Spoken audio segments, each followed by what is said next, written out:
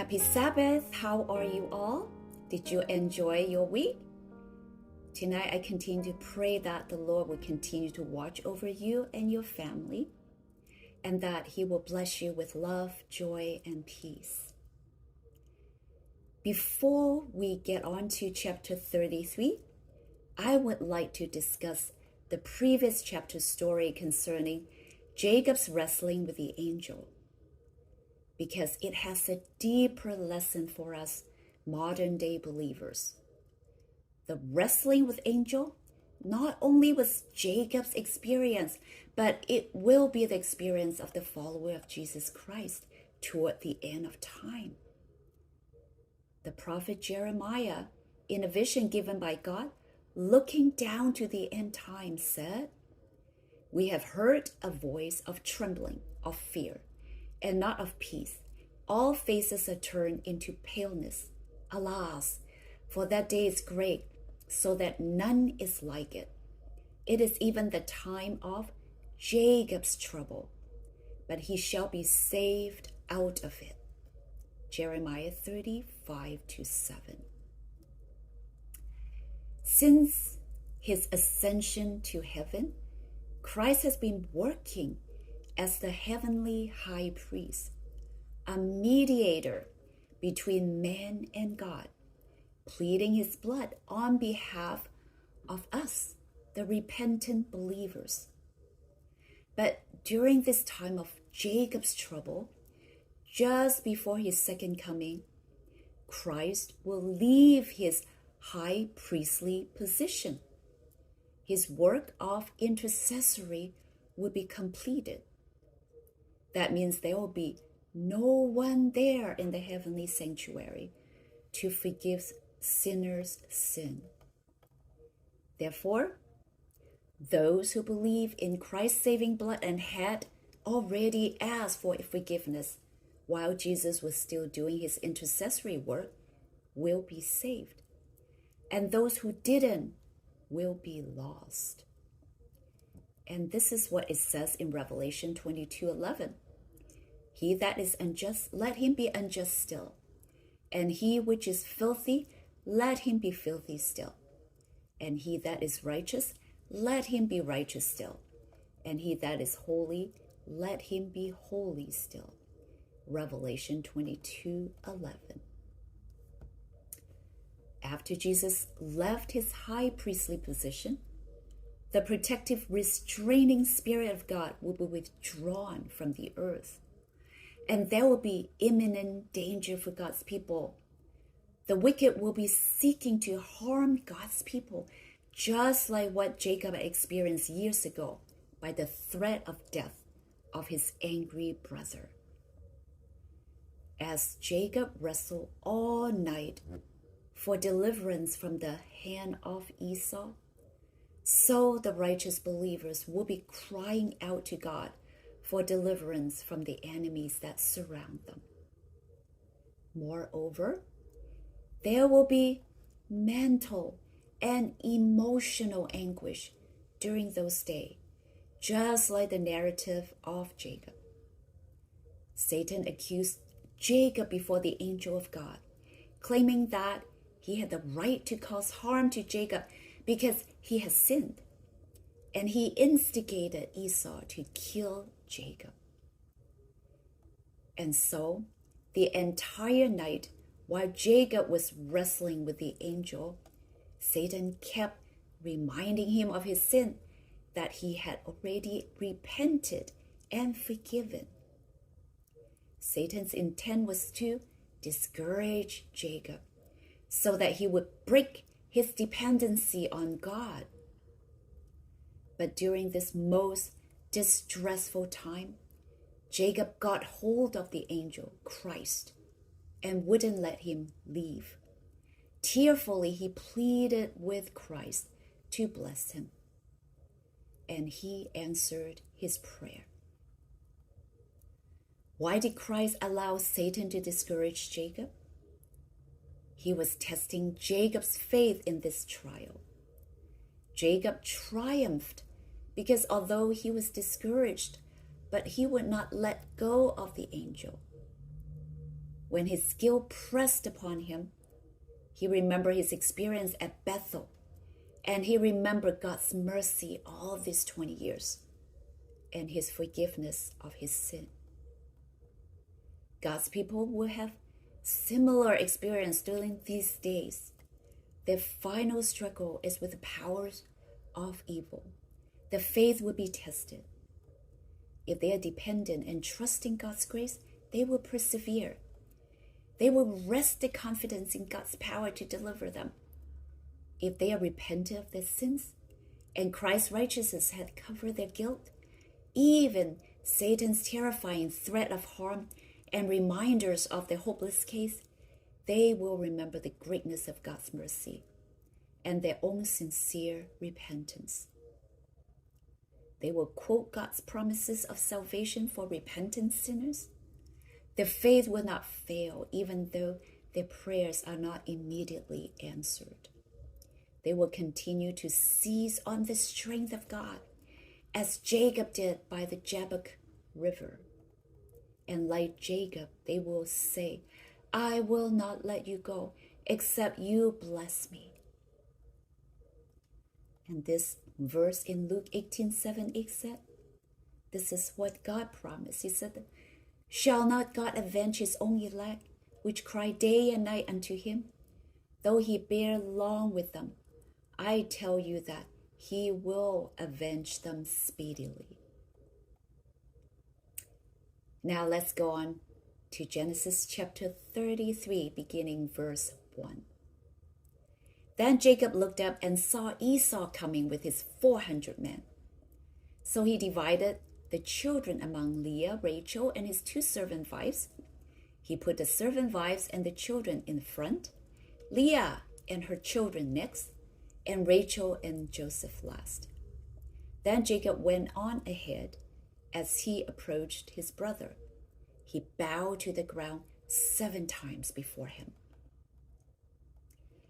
When Jacob saw Esau and the 400 men approaching, he divided his entourage again. He showed his preference for Joseph and Rachel, Rachel being his favorite wife. He put them last, the safest spot. When Esau approached, Jacob took no chances. He bowed himself to the ground 7 times. This is an action of acknowledgement and respect for someone in high position, usually for king. Verse 4. Then Esau ran to meet him and embraced him, threw his arms around his neck, and kissed him, and they both wept. Esau's greeting was totally unexpected.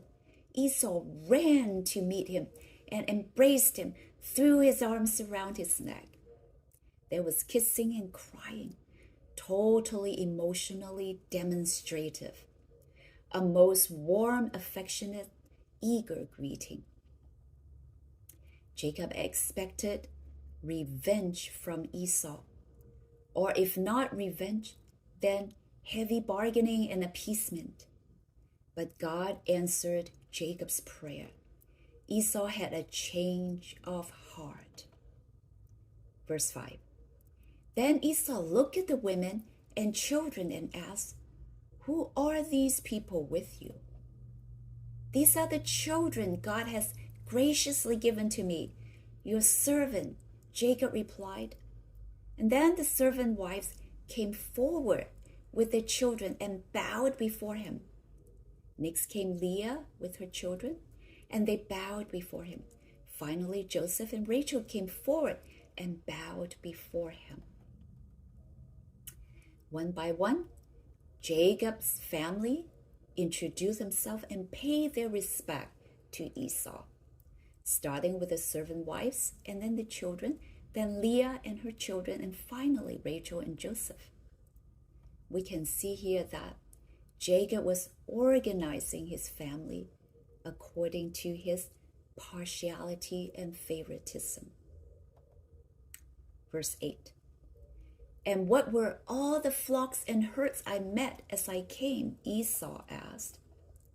Jacob replied, "They are a gift, my lord, to ensure your friendship." "My brother, I have plenty," Esau answered. "Keep what you have for yourself." But Jacob insisted, "No, if I have found favor with you, please accept this gift from me. And what a relief to see your friendly smile. It is like seeing the face of God. Please take this gift I have brought you, for God has been very gracious to me. I have more than enough." And because Jacob insisted, Esau finally accepted the gift. "Well," Esau said, "let's be going. I will lead the way." Jacob was so worried and afraid that brother Esau would take revenge and harm him and his family. Before God intervened, actually, Esau was planning to destroy Jacob, according to the book Patriarchs and Prophets.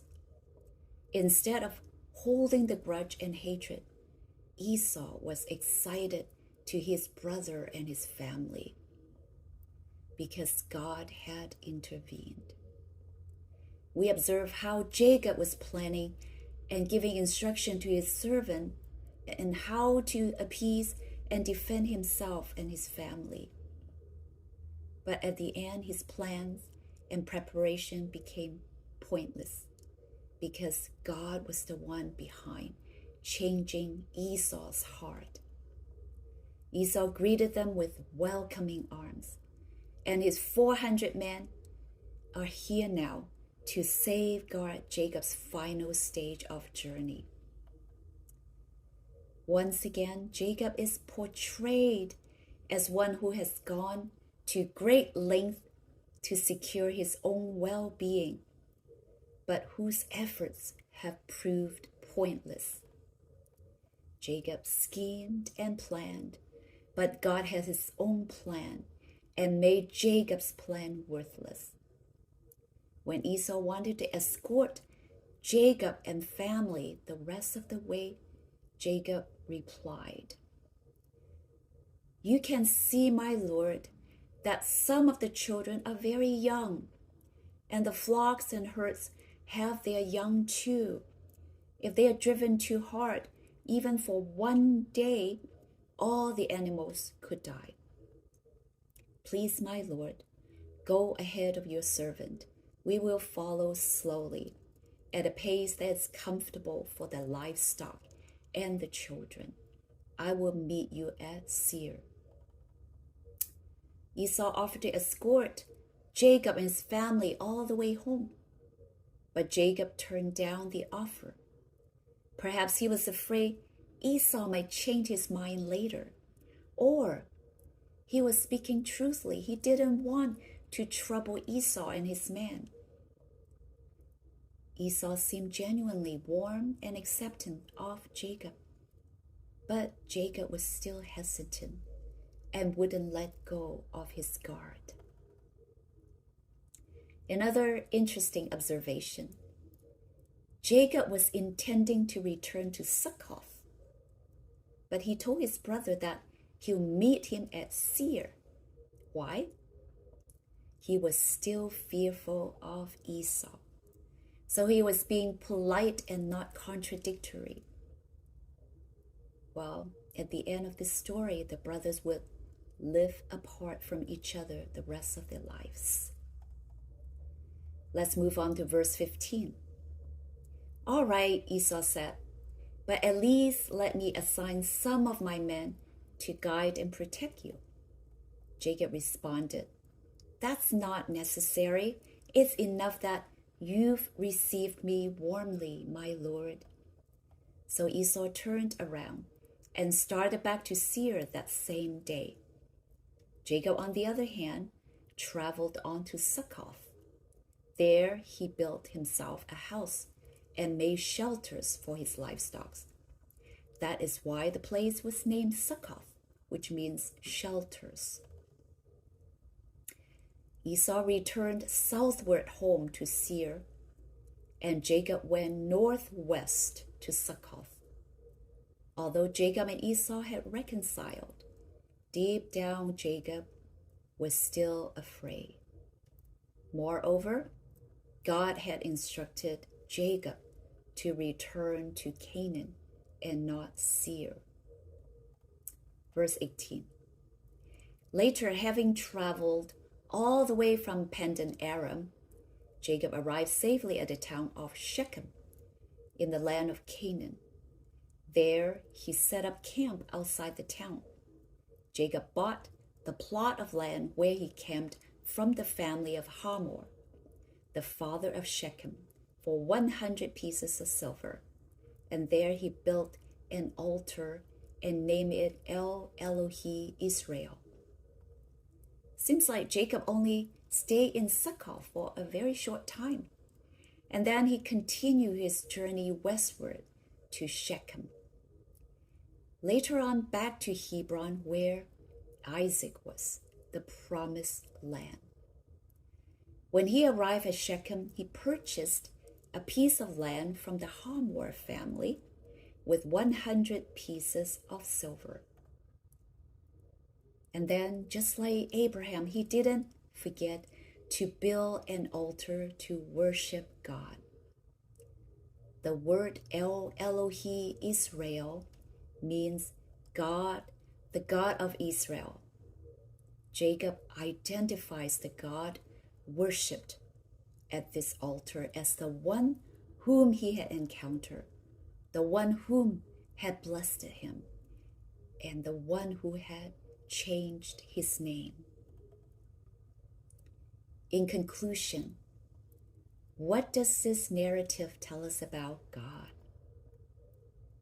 God does not neglect the details in protecting his children because he is a God who keeps his promise. When Esau, journeying north to meet Jacob with his 400 men, his intent was to harm him. But God gave him a dream. In the dream, perhaps like a movie, Esau was shown Jacob running away from home, grieving for the death of his mother, and then returning home, accompanied by the angels of God. This dream changed Esau's plan, and he told his men the dream and God's command of not to harm his brother Jacob, because God was with him. So number 2, what does this narrative tell us about us human? The story tells of the natural human response in time of danger, in time of fear, of distress. They try to plan and giving instruction to rearrange things, attempting to avoid danger.